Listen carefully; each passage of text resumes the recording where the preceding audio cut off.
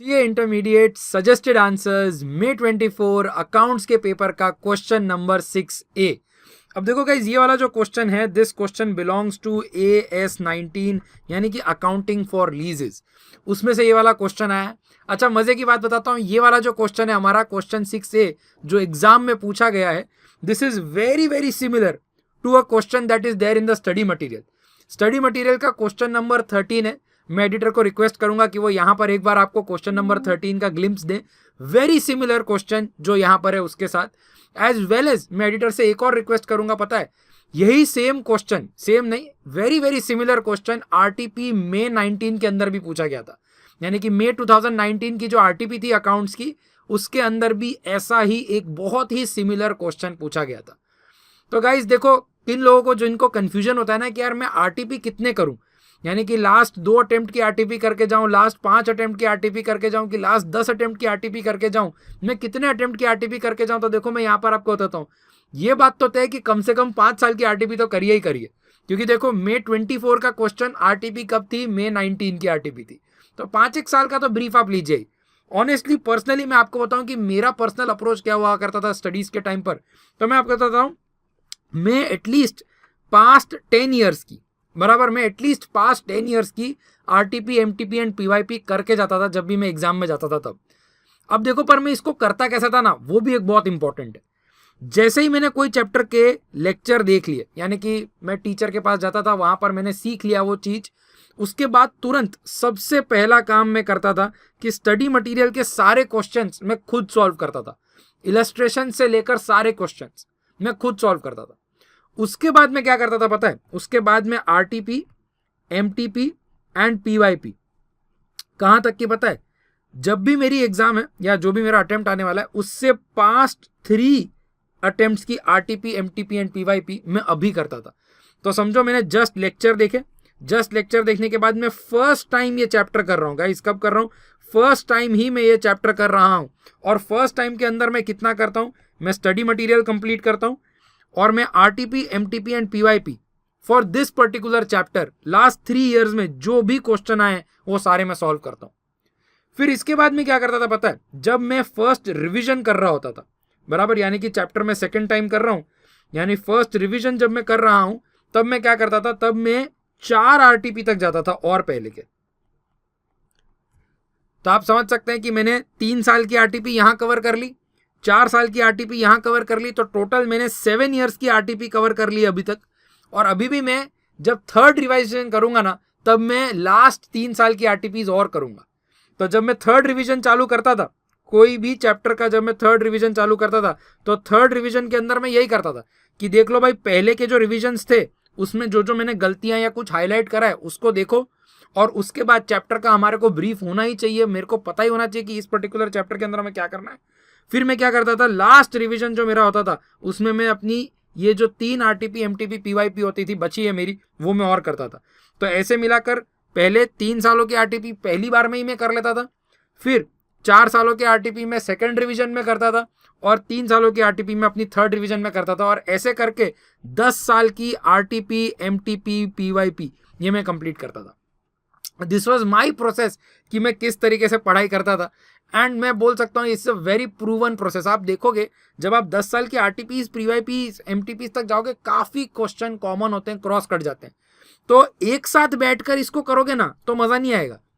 एक साथ बैठ के करोगे तो मान लीजिए कि अगर टोटल 40 क्वेश्चन है, 40 में से 20 तो कट कर, क्योंकि रिपीटेड जैसे होंगे तो 20 तो कट जाएंगे।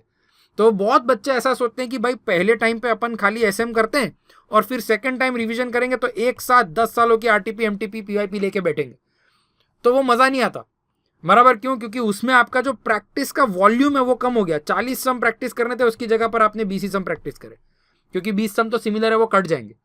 पर वही 20 सम जो सिमिलर तरीके से कट जाएंगे अगर आप एक सिटिंग में बैठोगे तो, पर अगर आप उसको स्प्लिट करके बैठोगे ना 3 बार के अंदर, तो आप वो पूरे के पूरे 40 सम्स करोगे, बिकॉज आपको याद नहीं होगा कि ये वाला क्वेश्चन मैंने करा कि नहीं करा था पिछली बार। और इससे क्या होगी, आपकी प्रैक्टिस एक बहुत बढ़िया होगी। So guys, this is a very important technique, मैं इसको यूज करता था, होपफुली आप भी इसको यूज करेंगे और पता कर सकते हैं। तो ये वाला क्वेश्चन जो हमारे एग्जाम के अंदर है बराबर, बहुत ही बढ़िया क्वेश्चन, हमारे मॉड्यूल से एकदम मैच होता हुआ क्वेश्चन। तो अगेन कोई भी क्वेश्चन जो मॉड्यूल से मैच हो रहा है और अगर हमने मॉड्यूल शिद्दत से श्रद्धा से करके गए तो भाई हमारे मार्क्स आने ही चाहिए, कोई चांस ही नहीं होना चाहिए कि हमारे मार्क्स उस पर्टिकुलर पार्ट में नहीं आए। हाय गाइस, मैं हूं CA Yashvardhan Sabu, head faculty for accounts at concept Education. Guys please download our application, क्योंकि हमारी एप्लीकेशन में आपको मिलेगा सीए इंटरमीडिएट के related lectures, question bank, test series, mentor and doubt support, as well as last 10 साल के RTP, MTP and PYP. Download our app. And overall अगर मैं बोलूं तो ये सम है भी बहुत इजी वाला। इसमें देखो सबसे पहला क्वेश्चन में हमारे को डिटेल्स दे रखी है, क्वेश्चन साथ में करना स्टार्ट करते हैं। भाई ऐसा कुछ एक कंपनी है जो मशीन है, एक लेसर है एक लेसी है, वो डिटरमाइन हो गया। कॉस्ट ऑफ द मशीन कितना था, 18 लाख की कॉस्ट ऑफ द मशीन थी। लीज का जो टर्म था वो था 3 इयर्स का। Fair market value of the machine कितनी है, 18 लाख है। अनगारंटीड रेसिडुअल वैल्यू कितना है हमारे पास, 2 लाख है अनगारंटीड रेसिडुअल वैल्यू। और मेरा इंटरनल रेट ऑफ रिटर्न कितना है, मेरे पास 12% मेरा इंटरनल रेट ऑफ रिटर्न है। फिर क्या बोल रखा है, the expected life of the machine is 5 years. अच्छा, तो यहाँ से थोड़ा सा मेरा कैलकुलेशन चालू होगा कि मशीन की लाइफ थी 5 ईयर्स, पर लीज पे मैं कितना दे रहा हूँ, 3 ईयर्स तो मैं लीज पे दे रहा हूँ। तो बोल सकते हैं एक तरीके से substantial part of the life of the machine में लीज में निकालने वाला हूँ। The machine will revert to colour, मतलब कि जो लेसर है उसके पास वापस आने वाली है मशीन, लेसी के पास वापस मशीन आ जाएगी, जो मशीन भाड़े पे दे रहा है उसके पास वापस आ जाने वाली है at the termination. The lease payment is to be made at the end of each year in 3 equal parts. ठीक है, 3 EMI भरनी है उसको हर साल की। The present value of 1 rupee due at 3rd year end at 12% is ये, and तीनों साल का अगर मैं GT निकालूंगा तो वो ये। तो एनवीटी भी मेरे को मिल रखा है और प्रेजेंट वैल्यू भी मिल रखा है मेरे को 12% के हिसाब से। ये कैलकुलेशंस बहुत ही सिंपल है, हम जानते हैं इसका क्या करना है इन सारे फिगर्स का। सबसे पहला इस पूरे क्वेश्चन के अंदर हमारे को मांगा क्या गया, you are required to analyse whether lease constitutes finance lease या ऑपरेटिंग लीज। तो सबसे पहले तो मुझे पता करना पड़ेगा कि ये फाइनेंस लीज का सवाल है या ऑपरेटिंग लीज का सवाल है। अब देखो कभी भी फाइनेंस लीज या ऑपरेटिंग लीज का सवाल अगर होता है तो हम जानते हैं कि फाइनेंस लीज के अंदर ना कुछ डिटर्मिनेटिंग फैक्टर्स होते हैं। खास करके बोलूँ तो 5 फैक्टर्स होते हैं, 5 में से अगर कोई भी एक फैक्टर हिट हो जाता है तो हम बोल देते हैं कि बॉस ये जो चीज़ है ना ये फाइनेंस लीज की तरफ जाती है। अब इस क्वेश्चन के अंदर ना हम एक बहुत अच्छा कैलकुलेशन कर सकते हैं और पता कर सकते हैं, और वो कैलकुलेशन क्या है, हम एक परसेंटेज निकाल सकते हैं। किस चीज़ का, present value of lease payments का in comparison to fair value of the asset का। और ये परसेंटेज निकालकर हम असर्टेन हो सकते हैं, अगर ये सब्सटैंशियल परसेंटेज है, अच्छा परसेंटेज निकल कर आता है तो हम बोल सकते हैं कि ये जो लीज है ना ये एक फाइनेंस लीज है। बराबर, तो हम ये निकालना स्टार्ट करते हैं, present value of lease payments. बराबर, अब देखो ये कैलकुलेशन मैंने यहाँ पर कर रखा है विद द एक्चुअल टर्मिनोलॉजीज। तो present value of lease payments अगर हमें निकालना है तो हम उसको किस तरीके से निकाल सकते हैं, हम करते हैं। सबसे पहले हमारे पास क्या निकल कर आया, यहाँ पर जो आंसर में हमारी डिटेल्स है, कॉस्ट ऑफ द इक्विपमेंट कितना है, हमने जो जो बेसिक चीजें वो लिख दी, cost of the equipment. Unguaranteed residual value भी हमारा कितना निकल कर आ गया, 2 लाख निकल कर आ गया। अब हमारे को सबसे पहले क्या निकालना है, हमको निकालना है present value of lease payments. क्यों, क्योंकि यहाँ पर देखो हमारा न्यूमरेटर क्या है, present value of lease payments. अब ये present value of lease payments कैसे निकल कर आता है, तो आपका जो अनगारंटीड रेसिडुअल वैल्यू है ना, सबसे पहले आपको उसको प्रेजेंट वैल्यू पे लेकर आना है। तो हमारा अनगारंटीड रेसिडुअल वैल्यू कितना है, 2 लाख, इसको प्रेजेंट वैल्यू पे लेकर आना है। याद रखना ये हमें मिलता कब है, ये हमारे को मिलेगा जब लीज खत्म होगी, तो यानी कि 3rd ईयर एंड पे मिलेगा। और 3rd ईयर एंड का मेरे पास फैक्टर पड़ा है कि नहीं पड़ा है, पड़ा है मेरे पास फैक्टर। 1 रुपी एट 12% के हिसाब से 0.7118 होता है। तो मुझे क्या करना है, सबसे पहले तो ये कैलकुलेट करना है कि present value of unguaranteed residual value मेरा क्या निकल कर आएगा। तो हम क्या करेंगे भैया, कितना पैसा मिलने वाला है भाई, टोटल हमारे को 2 लाख रुपए मिलने वाला है, पर 2 लाख रुपए कब मिलने वाला है, 3rd ईयर के एंड पर। तो इसकी प्रेजेंट वैल्यू क्या हो गई, सिंपल है, 2 लाख इंटू फैक्टर।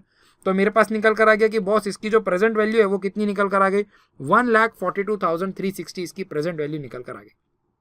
अब अगर मेरे को निकालना है present value of lease payments, तो मैं क्या करता हूँ, जो मेरी कॉस्ट है उसमें से मैं ये माइनस कर देता हूँ। तो कॉस्ट मेरा कितना है, 18 लाख का मेरा कॉस्ट है। 18 लाख में से हम ये माइनस कर देंगे 1,42,360, तो हमारे पास निकल कर आ जाएगा present value of lease payment, जो कितना निकल कर आया, 16,57,650। ये हमारा न्यूमरेटर निकल कर आ गया जी, 16,57,000 वाला अमाउंट। बराबर, यहाँ पर मैं एक बार रफ में 16 लाख लिख देता हूँ कि हमारा 16 लाख वाला अमाउंट निकल कर आ गया। अच्छा, फेयर वैल्यू, सवाल के अंदर ही फेयर वैल्यू 18 लाख दे रखा है, तो यहाँ पर हम कर देंगे 18 लाख। तो ये जो हमारा है ना 16 lakh something something divided by 18 lakh into 100, यहाँ से हमारे को पता चल जाएगा कि परसेंटेज कितना है। तो परसेंटेज निकालते हैं, तो हम करेंगे बॉस, सबसे पहले तो हम चेक करेंगे कि फाइनेंस लीज है कि ऑपरेटिंग लीज है, उसके लिए हम एक पैरामीटर चेक कर रहे हैं और वो पैरामीटर क्या है भैया 16,57,640, ये जो अमाउंट अभी हमने कैलकुलेट करा अभी दैट डिवाइडेड बाय 18 lakhs, और ये परसेंटेज कितना निकल कर रहा है 92.09%। मतलब मैं यहाँ से बोल सकता हूँ कि क्योंकि ये वैल्यू बहुत ज़्यादा है, बराबर 92.0809, ये बहुत ज़्यादा वैल्यू है, और ये जितनी बड़ी वैल्यू होती है वो हमारा आंसर बोलने का मन करता है कि this is a finance lease, this is not an operating lease. तो ये एक क्राइटेरिया सेट हो जाने के बाद हम बोल सकते हैं हाँ बॉस फाइनेंस लीज है, ये ऑपरेटिंग लीज नहीं है। जबकि एक और क्राइटेरिया भी हम यहाँ पर देख सकते हैं, और वो कौन सा क्राइटेरिया है कि भाई लीज का टेन्योर क्या है। तो देखा जाए तो लीज का टेन्योर 3 years है, जबकि एसेट कितने साल की है 5 साल की है। तो यहाँ पर हम एक और चीज बोल सकते हैं, क्योंकि tenure covers the major part of the life of the asset, तो ये क्या है फाइनेंस लीज है।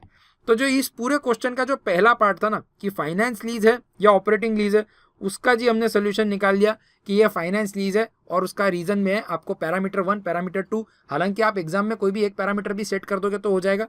मैं आपको बोलता हूँ कि एग्जाम में अगर आपको एक पैरामीटर कर रहा हो तो पैरामीटर 1 करो, उसमें ज़्यादा वैल्यू दिखती है एग्जामिनर को कि आपने अच्छी तरीके से एक अच्छा पैरामीटर को एनालाइज करके हमको आंसर दिया। करेक्ट। तो ये वाला हमारा पैरामीटर के साथ हमने आंसर निकाल दिया और बोल दिया कि भैया ये जो है ये एक फाइनेंस लीज है। अब फाइनेंस लीज के बाद इन्होंने जो हमारे से सेकंड सवाल पूछा है, सेकंड सवाल इन्होंने ऐसा बोला है, also compute the unearned finance income. भाई अनअर्न्ड फाइनेंस इनकम निकाल के दिखाओ। तो बहुत सिंपल, हमारे को एक फॉर्मूला अप्रोच यूज करनी पड़ती है। अनअर्न्ड फाइनेंस इनकम हम कैसे निकालते हैं, हम लेते हैं भैया gross investments minus present value of lease payments and residual value. ये करेंगे, इन दोनों को एक दूसरे से रिड्यूस करेंगे तब हमारे को निकल के आ जाता है। हम करते हैं ग्रॉस इन्वेस्टमेंट्स माइनस ये वाला पार्ट, तो हमारा क्या निकल कर आ जाएगा, ये पार्ट अगर हम करेंगे तो हमारा अनअर्न्ड फाइनेंस इनकम निकल कर आता है। अब ग्रॉस इन्वेस्टमेंट्स कैसे निकालते हैं, तो बेसिकली सबसे पहले अब आपको ईएमआई निकालना पड़ेगा। तो ईएमआई निकालने का चालू करते हैं। देखो अभी अभी हमने कंप्यूट करा था थोड़ी सी देर पहले कि present value of all payments कितना होने वाला है। Present value of all payments is going to be 16,57,640। अब अगर ये है लीज पेमेंट्स की प्रेजेंट वैल्यू, तो ईएमआई कंप्यूट कर देंगे। ईएमआई कैसे कंप्यूट करेंगे, दिस डिवाइडेड बाय हमारा एनवीटी फैक्टर। एनवीटी फैक्टर क्या है 2.4018। तो हम करेंगे ये 16 लाख वाली जो वैल्यू आई थी वो डिवाइडेड बाय 2.4018, तो हमारा ईएमआई निकल कर आएगा। 3 इंस्टॉलमेंट भरना है ना उसको लीज के अगेंस्ट, वो 3 इंस्टॉलमेंट क्या है, पहले ईयर के एंड पे भरेगा वो 6,90,165, दूसरे ईयर के एंड पे वो भरेगा 6,90,165, और तीसरे साल के एंड पे भी वो भरेगा 6,90,165। ये हमारी क्या निकल कर आई बॉस, ईएमआई निकल कर आई। ये ईएमआई वो कितनी बार भर रहा है, 3 बार भर रहा है। तो टोटल आपको कितना पैसा मिलने वाला है, 6,90,165 इंटू 3 बराबर। तो सबसे पहला काम हम ये करेंगे कि टोटल लीज पेमेंट्स मेरे को कितना करने मिलने वाला है, 6,90,165 into 3 which is nothing but equals to 20,70,495। Total मेरे को ये पैसा मिलेगा। इसी के साथ साथ मेरे को residual value, unguaranteed residual value कितना मिलने वाला है उसको ऐड करेंगे, वो कितना है हमारे पास 2 लाख रुपीज। तो टोटल मेरा ये निकल कर आया ग्रॉस इन्वेस्टमेंट्स। जब मैं करता हूँ total lease payments plus unguaranteed residual value, तो ये मेरा निकल कर आता है gross investments in the lease. तो हमारा इन दोनों को प्लस करने के बाद ग्रॉस इन्वेस्टमेंट्स कितना निकल कर आएगा, 22,70,495। इसमें से हम क्या माइनस कर देंगे, हम माइनस कर देंगे present value of the lease payments and the residual value, और वो कितना है हमारे पास 18 लाख। तो जब हम ये यहाँ से रिड्यूस करेंगे तो हमारी वैल्यू कितनी निकल कर आई, 4,70,495। 4,70,495। This will be your unearned finance income. So this guys, I hope मैंने ये वाला क्वेश्चन आप लोगों के लिए अच्छी तरीके से सॉल्व कर दिया, आपको मजा आया ये पढ़ने में। गाइज पूरा का पूरा जो हमारा सीए इंटरमीडिएट का May 24 का अकाउंट्स का पेपर है, पूरा हमने सॉल्व करा है। सजेस्टेड आंसर्स हमने उसके लिए करे हैं। इस वीडियो के नीचे डिस्क्रिप्शन है जिसके अंदर एक ब्लॉग का लिंक भी है जहां पर आपको सारे क्वेश्चंस के आंसर प्रोवाइड हो जाएंगे। और अगर आप वीडियो कंटेंट में ये देखना चाहते हो, एक्सप्लेनेटरी कंटेंट में ये देखना चाहते हो, तो एक प्लेलिस्ट भी हमने बनाई है। आप ये प्लेलिस्ट जो है उसको कंटिन्यू कर सकते हो, और ये प्लेलिस्ट के अंदर आपको एक बाय एक क्वेश्चन बाय क्वेश्चन आते जाएंगे जिसके अंदर हमारे वीडियोज रहेंगे।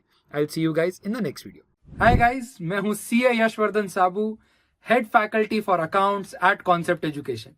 Guys please download our application, क्योंकि हमारी एप्लीकेशन में आपको मिलेगा सीए इंटरमीडिएट के related lectures, question bank, test series, mentor and doubt support, as well as last 10 साल के आरटीपी, एमटीपी एंड पीवाईपी।